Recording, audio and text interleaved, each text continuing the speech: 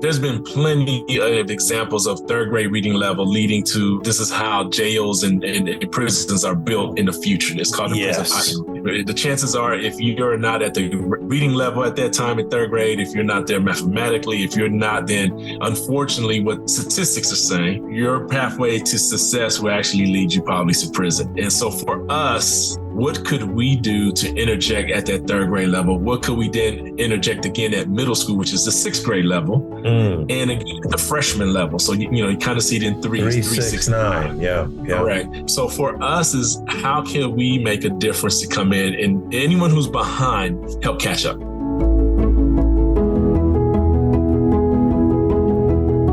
Welcome to Empowering Leadership, a podcast from Dorrier Underwood. Join us as we explore new perspectives on leadership and discover what it takes to be effective as a leader. Here's your host, Doug McVadon.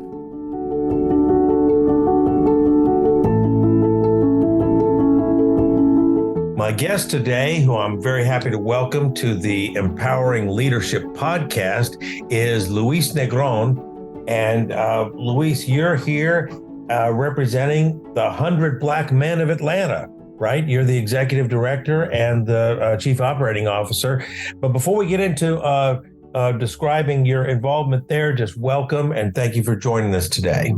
Oh, well, thank you very much for having me here today. Look forward to be able to have a great conversation and just learn more about what you do and also about your viewers and those that are here and see how we could be helpful through this process. Yeah, the Empowering Leadership podcast is a product of Dorrier Underwood Management Consulting. And what it is, we work with teams who have a vision and want some help in implementing that vision and in getting there. One of the things that we like to underscore and reinforce in the community is leadership. And that's what you embody, the idea that people can see an issue and provide leadership for that issue. You rise up, get band together. And so, that's what you've ended up doing. Isn't that how you would say it to yourself, that you are about getting people to believe in their own leadership or believe in their own capacity to lead? Well, I think a leader is one who influences others and also influences others to believe in themselves that they can accomplish something and also offer solutions. So those are some of the steps I take. And so that's what you would say about leadership. I want to get into that with you because I think that, what we do with companies and organizations who hire us to work with their teams has a lot in common with what you do to galvanize people around a cause. Why don't you just start by telling us a little bit for people who haven't, what is 100 Black Men? Is that the same as the Million Man March? How many numbers are we going to put in here? Let's clarify in the popular consciousness. How should people think about this? And I want to get to your affirmation and so forth in a moment. Yeah, well, thank you. No, actually, the concept of the 100 Black Men started right after the Civil Rights era in New York. Then Mayor Dinkins and were younger, of course, and right after this, they wanted to be able to see how they can mentor youth in New York, which was basically Harlem and the Bronx area. And they came together as men of color to be able to support youth and do work with males and really to make a difference. And they went and mentored at the schools. That's how it's really started. And then as that developed through the 70s into the 80s, the concept came where it went to city to city. It came to it went to from New York to Chicago to California, and then here in Atlanta. And in 1986, that's when this organization banded together to form the 100 Black Men of Atlanta.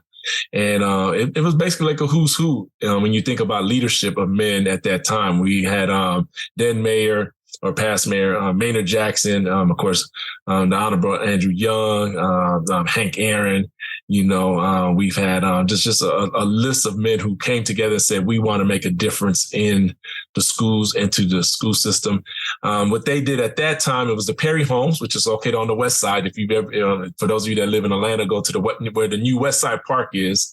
On that area, there used to be a community there called Perry Homes. And actually that ranked at that time as the worst school in Atlanta. And we're talking about like 1986, 87. So what the 100 Black Men did at that time, they made a promise to the third grade class.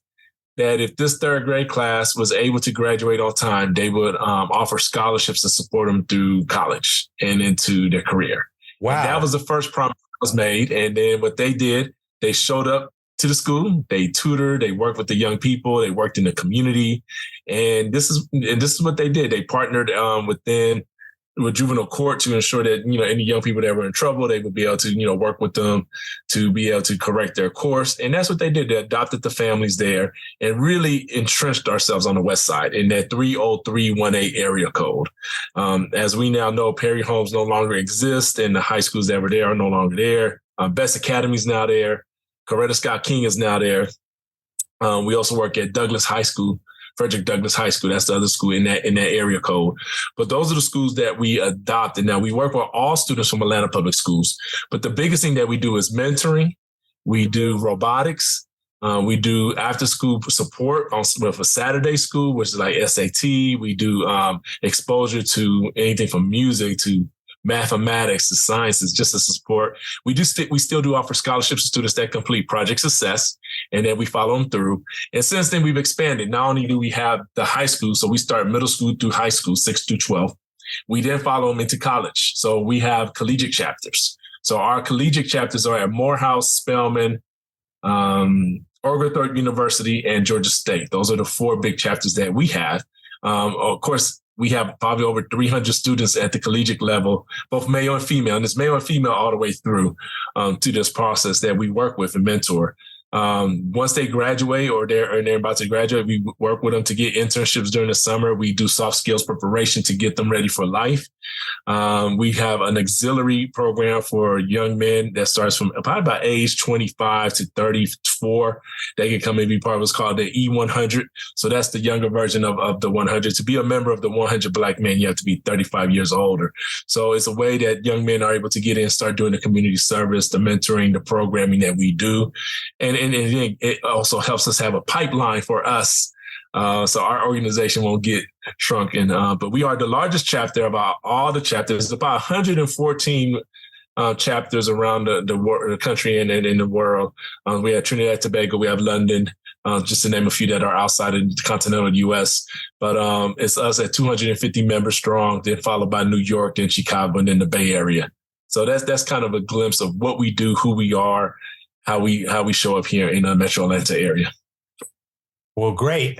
If we had a 5-minute podcast, you would have been able to fill the entire thing with your first answer. So that's really great. I'm going to give you time to unpack that a little bit, and let's just go back to the beginning, because this idea of 100, let's just start right there with this whole idea of 100 and 100 Black men. So New York, to turn the youth around. Tell me about that. Tell me about that original vision.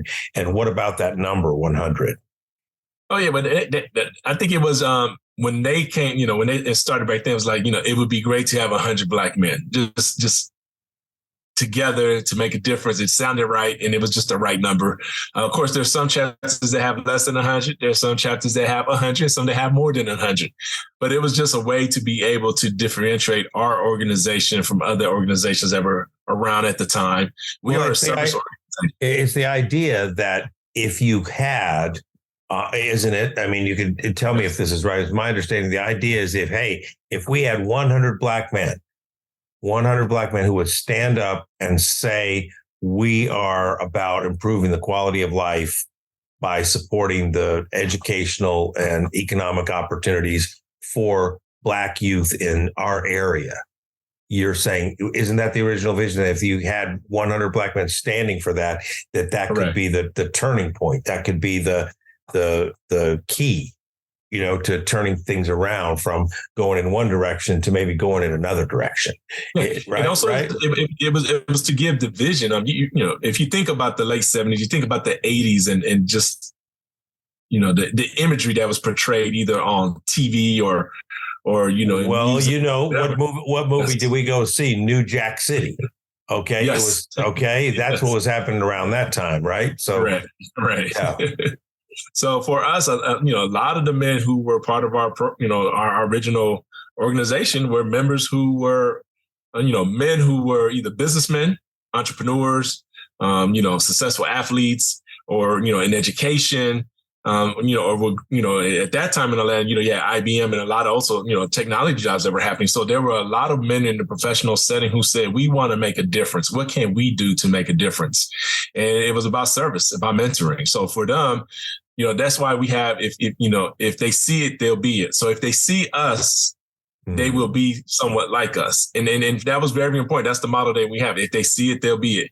And sure enough, we have that example even existing today in our chapter where we have several of our current members who were students, in the 80s or in the 90s who actually were part of our programming, who have matriculated all the way through and went to college. And they said, if they didn't have a positive male role model from the 100 in their life, maybe, they would have turned out much different than what they are today. But one thing I say is that we're constant. And consistency is what makes a difference. We can say we're 100 Black men, but it's the consistency of our members who stay there on the day-to-day or the Saturday schools or who show up and are there present. It's the consistency of that makes a difference in the lives of the young people and the families that we support. Yeah, and what's impressive there, Luis, is the affirmation to me that the members of the 100 Black Men of Atlanta affirm that, and I've got it here. I'm going to read the 4 elements of it, and maybe you comment on them as I go through here. It says, first of all, we will serve as role models for our youth to become emerging leaders and productive members of the Atlanta community. So that's number 1, yeah? Yes. And that whole idea of being role models, it requires your own integrity, doesn't it? It does. It requires your integrity. It requires you to be able to just, be an upstanding citizen, to follow the rules and the regulations of the state and the city, but also to be a role model to show that there is a pathway. And I'll say this about pathway, especially today, a lot of our students may not want to go to college. And so we have some successful men who have not gone to college, who have gone on to be entrepreneurs. And those are ways that, again, that we're able to work with young people to show them this is a pathway that you could take. This is a pathway. And it's sharing the knowledge, sharing the wisdom in which we've gone through as men to be able to share that back with the youth and the families that are there. And number 2, it says we will partner with the neighborhood and business community on educational, economic, and worthwhile social causes that promote positive social change. So that partnering with the neighborhoods and the business is the key here, isn't it? It is key. We wouldn't be able to do the work that we do if we were not able to go in and be with community stakeholders at the grassroots level. We have, number 1, to gain the trust, to gain the respect, and to be able to be honorable with them and to hold our word that we say we're coming in to do work and not break that promise. That's what we've done for 30 plus years. And what has been your relationship with the business community? Tell me a little bit about some examples of that. We've been blessed. So I say, one of our major supporters is Georgia Power. So Georgia Power has been with us from the very beginning. Of course, they support us through giving the scholarships. They support our golf tournament that gives scholarships and money to run our robotics program and also the funding of Project Success. So that goes to a long-standing partnership there with Georgia Power and the Georgia Power Foundation that have been able to be transformational for a long time. We even have students that have been able to intern at Georgia Power as well as to get jobs there. And so again, when you think about a community or a corporate partner, you think of someone who will be able to, not only lend a hand, but a hand up to help the opportunity to close the socioeconomic gap. So if a student could come in and, I'll give you one example. We're working with them right now that we want to be able to have linemen or people that work on the power lines. Yes. At the end of the day, after the training, that actually is a 6-figure income that they can make. And if we could have several of our students get into the track and work Georgia Power to become linemen or to work in that field, that is you don't have to have a degree. You just have to go through the entrepreneurship and the training, but that is impactful. You take someone, think about who's living below the poverty line, less than $12,500 a year. And that is transformational, not only for them, but for their family. That changes the dynamic of how they eat, how they live, where they live, and also the mobility, the social economic mobility that they didn't have to make a difference, and also to break the we say generation curse of poverty. So that's one thing we discuss.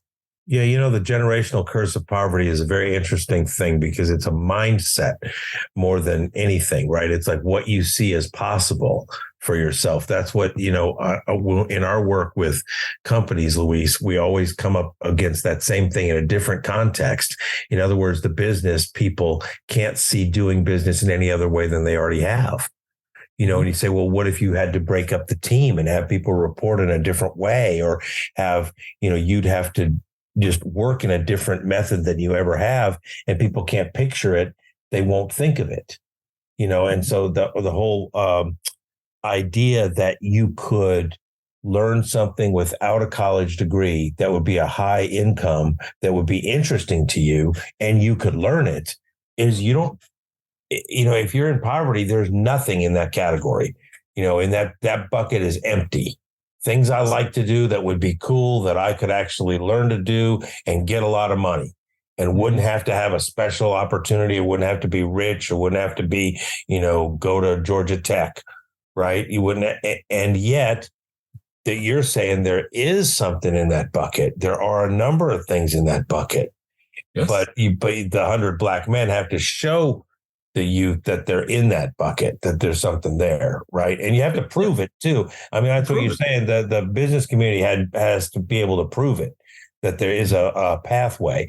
Do you have any other examples? That's fascinating about the lineman one. I would say definitely. It's what today we're in 2023. So the hottest thing that's happening here is cybersecurity, or certifications. That's the future. So we have a lot of students that are, in who want to be able to get certifications to work in social media or influencers. So we're trying to support, and the way I say it is that we're training young people and even retraining some of the families for the jobs that don't exist today, that can exist 2, 3, 4, 5 years from today. Yeah. And that's the same thing probably in the line of work that you guys are in when you work with corporations. But a lot of the jobs that we're training people for, sometimes the skill sets, we have to try to get as much skill set as we can, but there's going to be new jobs within the next few years that didn't exist in 2023. So we're trying to get ahead of the curve to ensure they have the analytical mind, they have the comprehension, they have the reading, the mathematics, the basic skills they're going to need for their survival, but also to compete with that in an opportunity in the workforce. And I would say, when I think about it, when we do our career pipeline, so that's where we do our summer internship with the college students. And this is like sophomore and juniors and going into their senior year, they're able to do an internship with a corporation. Georgia Pacific has been very generous to us throughout our whole time here. The Georgia Pacific Foundation, they take an intern and they teach them philanthropy. They work with them. That's one example. They work in the office and they get to see behind the scenes of how a foundation really works. I would say another great example is Gas South. Gas South took one of our young ladies her name was Alana, took Alana when she was at Georgia State. She did an internship. She actually did an internship with their social impact component. And then she ended up working now there as an assistant in there. And she is part of that team. So again, for us, it's showing the students and opportunities that if they take an internship, what can they really turn that into? And then, our biggest thing is, can that internship turn into a full-time career when you graduate? So they have something that is assured. Of course, we have a lot of students that go into graduate school, and we support those students also if they decide to go either to education or become a lawyer or medical school or whatever, business degree. But the biggest part is that we are there to support them as a support network at that time. Right. And that comes, again, from the rest of the affirmation that we're working our way through here. We will provide our time, talent, and resources back to the Atlanta community. And then the last one, we will demonstrate and demand excellence in our endeavor. So tell me about that, demanding excellence. That's a new language for a lot of youth, isn't it? Well, it depends. I would say that if you see excellence in practice, it becomes a habit. And that's something that, of course, I've had to work through in my career and my life, being excellent in what I do and my personal being, my well-being, my presentation, my talking. I went to Morehouse College. So when you go to Morehouse College, for those who don't know, it's an all-male Black African-American HBCU here, where Dr. King and Maynard Jackson I was graduated from. Excellence, as soon as you step in through that door, excellence is required. Excellence in the classroom, excellence of character, excellence of integrity, just excellence. And think about it. When you get to a point where you're successful in your career, you do get there by practicing excellence. And that's one of the things that we all have in common as men of the 100s, that we've excelled or we've achieved in our endeavors in which we've become either professionals or so forth. So for us, we like to demand excellence of one another as members, excellence of those we tutor or we mentor in workforce. And sometimes when you bestow that expectation upon somebody, you just don't say, you need to be excellent. We have to teach them how to be excellent. That's right. And we have to also be patient to know that they're going to stumble along the way. We've all stumbled there. We've all had our falls, and then we've been able to pick ourselves back up and then correct that and move forward. And that's really the way when you think about demanding excellence, is just, you just can't say, just be excellent. You have to show someone how to be excellent, the pathway to get there and the steps it takes to initiate that. Yeah, very good. And it's really something, isn't it, to see the change that you're able to bring. So talk to me about that, some of your, success stories, because I know that behind this, maybe what you're not saying is that you've had some moments where you really saw some things turn out. That probably keep you going, I could talk all day and night about this, but I'll share a few examples of some of the students I've personally seen change. I'll talk about some of our members that we've seen change. And I'll say the first one was a young lady named Karen. She was the valedictorian of Coretta Scott King. She just graduated this past in May, and now she's at the University of Birmingham, Alabama. But this young lady came to this country, a Spanish speaker, families from Honduras, had to learn the English language as she matriculated through elementary school, and really worked hard. As part of our Project Success, she was, in middle school, she was accepted into our program. When I tell you, smart as a whip, just a sponge for everything, and she just was soaking it all in. The mentoring, the tutoring, she took robotics, she took all of our after school and Saturday programs. I mean, she was very active in everything. But to see her matriculation, to see her maturity, to see her brain functioning and working in both bilingual, because I speak Spanish fluently. So seeing in that, and then seeing her in her senior year just excel. And to the point where, she still volunteered. She was active in school clubs. Of course, she came from a family that she was helping with. So, I mean, to just see this person become well-rounded, and then to see her get a full scholarship to college. I mean, what else can I say? I mean, that warms my heart, number one. Number two, I know there was other influences on her, but we were part of that journey for her. We were there if she had a question or she had a support or she needed something, we were there for her. And we said we're a family, and we are. She is part of the 100 family, and she's still being supported while she's in college. But that just goes to show someone who came to this country, learned another language, and just made her way through to where she's at today. I think. Well, and it's a really great, thank you. And it's really a great example of the evolution of your organization, because 100 Black men, it sounds like you're only going to work with someone who's African-American and male. And your first example out of your mouth was a Honduran female. So, that just tells me that it's really about having someone be able to emerge as a leader because they get some education and to be productive member of the community, and where they might not have, had the pathway to being productive is what it sounds like, right? Yeah, that's so exciting. That's so exciting because, obviously everyone has something to offer if they have someone nurturing that, someone saying, yes, you do have a good idea. Or even just, it doesn't even have to be a good idea. Yes, I'm interested in hearing your idea. There's so many children, aren't they? Especially children of color who never hear that. Yes, I would love from someone outside the family, it's like someone in the community saying, yes, I would like to hear your idea, your personal idea. And that it strikes me. I know a little bit about your organization and I've seen some of the videos, that validation that fact that you're there saying, no, you know what, I'm looking at you and I'm saying you are valuable, and it seems that way to me. It's like a personal observation. Can you talk about that a little bit, that connection that you're able to make with people? Yeah, when I would say when students, not only students, but we have to connect with the families.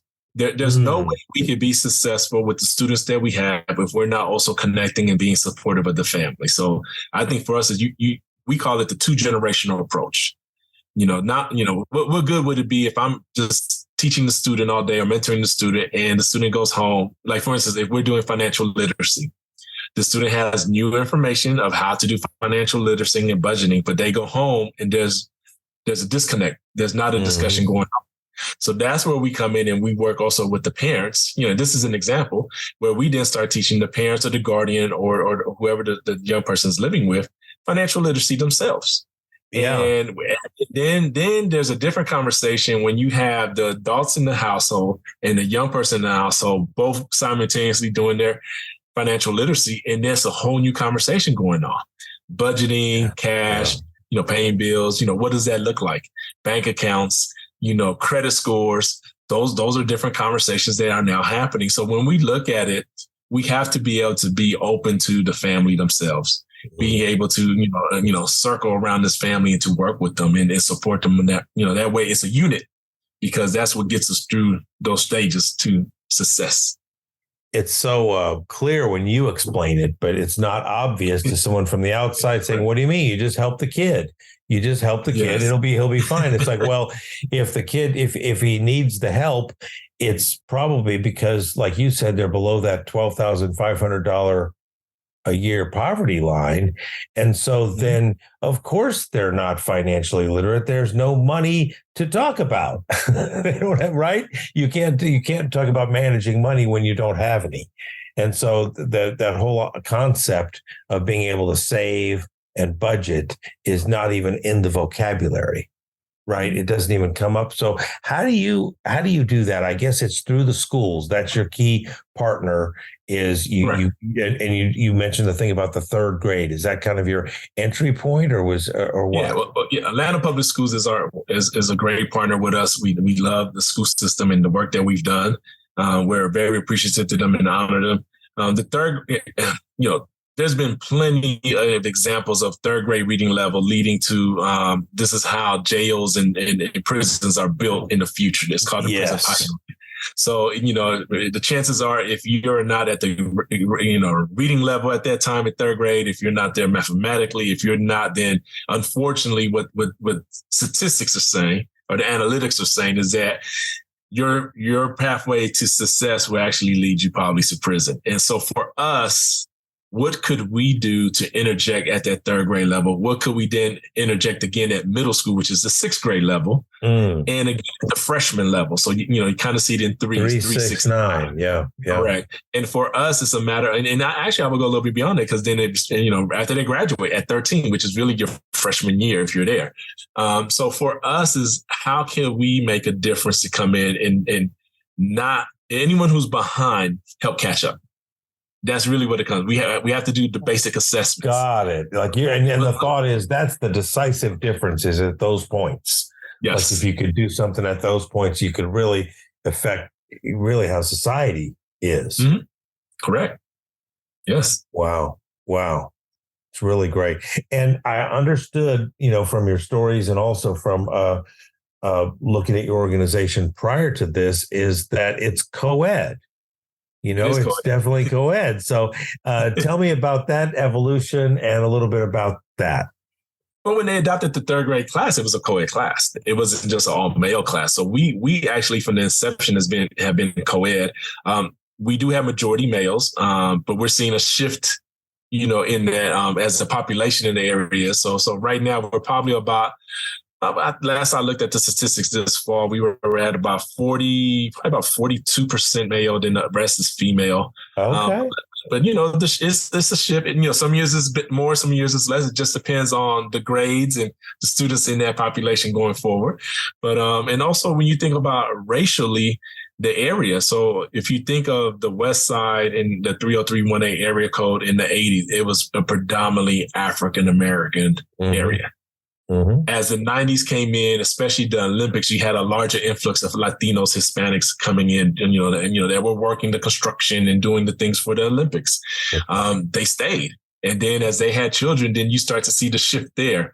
And then now, in the 2020s and 2023, you're starting to see now where a lot of people are now moving back from the suburbs into the city because it's more affordable for them. They want to be close to the Beltline or those things. So we're starting to see a shift in the demographics now as we go forward. Even though it's still predominantly African-American, we're starting to see a lot of others come into our program. So people always ask that, do you only service African-American students? No, I say we service all students. And, male and female, all students. But, when they hear the name, 100 Black Men, they hear our models. But we've always been open to servicing whoever is within the 30318 area code or within the Atlanta public school system because it's such a mixture. Talking with Louis Negrón, the executive director and chief operating officer of the 100 Black Men of Atlanta. And, you really have shown me just in this interview why you're considered the city's strongest, most self-reliant African-American volunteer organization that's focused on this. And you really are well-known nationally, because as you mentioned, there are 100 Black Men organizations in a number of different cities. Can you tell us about the national picture for a moment? Yeah, the national picture. Actually, the national headquarters is located here in Atlanta. It's off Auburn Avenue, actually a couple miles from us. And the current chairman is Milton Jones, who's a member of our chapter. Unfortunately, this past year, Tommy Dortch, who was our long leading chairman, passed away, but he was also a member of our chapter and a past chairman of our chapter. I say Tommy was the one who really took the notion to say we're going to make this bigger and better than what it is, because his vision was we have a commitment. We have to help youth. He was really engaged in the youth, and it was his vision, his direction that really took this on a national, international level. We followed that lead. We continue to follow that lead. I say the Atlanta chapter is the premier chapter, but we work with all the chapters. There's several chapters in Atlanta, or Metro Atlanta, I should say. We have one in North Metro, which is like Gwinnett, North Fulton, Smyrna. We have South Metro, which is like Clayton County. We have Douglasville. We have DeKalb County. Because what we also noticed is that even though we were the Atlanta chapter, we couldn't be in all those areas. So as our members and other people saw, there was needs in those other cities and those other counties. And we have as far south as Macon, Warner Robins, those areas have chapters. And again, it's just a matter of support. And again, we all follow, the 4 pillars in which you name, the vision that is there. And again, it's men that come into it who really want to be service oriented and help make a change or give back in a way that would be, without the limelight. I say it all the time. We do work and we don't need the limelight on us. At the end of the day, if we could just change one life, that makes a major difference. We've done our work. Well, isn't that the truth? And that's what we believe, too, at Dorrier Underwood. And so thanks for being with me today, Louis, on empowering leadership, because you are really the definition of that in your organization. You are empowering the future leadership, and you are also empowering the leadership of the current leadership of the city and the schools to be able to make a difference with the young people that, of course, are our future. So again, thank you very much for being with us today, and good luck in the future.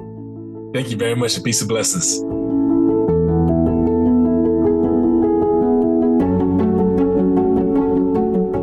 Thank you for listening to Empowering Leadership. If you enjoyed this episode, take a moment to subscribe for free on your favorite podcast platform. Give us a rating and a review so that other leaders like yourself can find us. Sign up for Dorrier Underwood's email newsletter by visiting us at dorrierunderwood.com. That's it for now. Go forth and be amazing, and take good care of your people. Empowering Leadership is produced by Dorrier Underwood and Andy Go of Gojo Studios.